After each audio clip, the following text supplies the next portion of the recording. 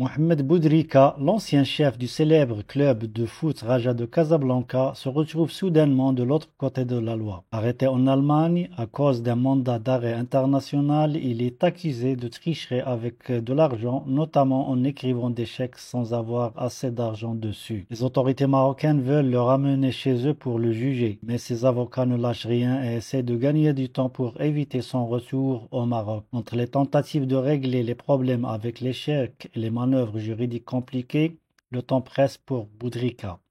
Mais pendant ce temps, les gens se posent plein de questions, car les autorités ne disent pas grand-chose sur cette affaire qui dépasse le monde du football. Les détails dans un petit moment, le temps de bien vouloir s'abonner à la chaîne. Merci. Mohamed Boudrika, ancien président influent du Raja, a été arrêté à l'aéroport de Hambourg en Allemagne en juillet 2024. L'arrestation fait suite à un mandat d'arrêt international émis par les autorités marocaines pour divers chefs d'accusation. Contrairement aux rumeurs d'un éventuel acquittement relayé sur les réseaux sociaux, les autorités judiciaires allemandes ont retenu des faits contre lui, confirmant qu'il est toujours sous enquête et n'a pas été libéré. Boudrika est maintenu en détention sous l'ordre du parquet général de Hambourg en vertu d'un mandat d'extradition vers le Maroc. Ce mandat découle d'accusations portées contre lui par les autorités marocaines liées à des affaires financières dont des chèques sans provision. Sa détention à Hambourg est donc en attente du processus juridique permettant son extradition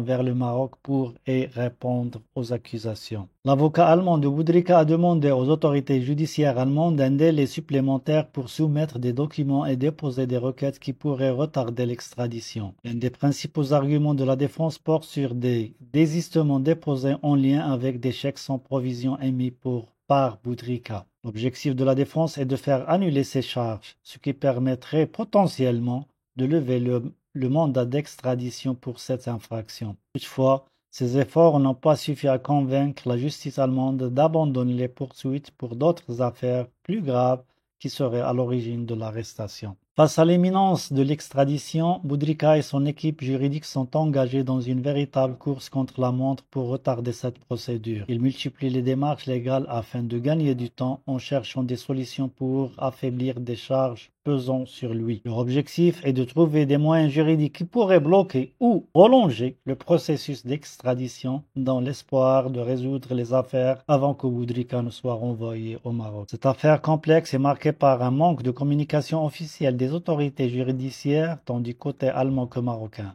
Peu d'informations sont divulguées, ce qui laisse place à de nombreuses spéculations dans les médias et sur les réseaux sociaux. Les autorités des deux pays gardent un silence prudent sur les détails de l'enquête, alimentant l'incertitude autour de la situation de Boudrika tout en poursuivant les démarches légales en coulisses.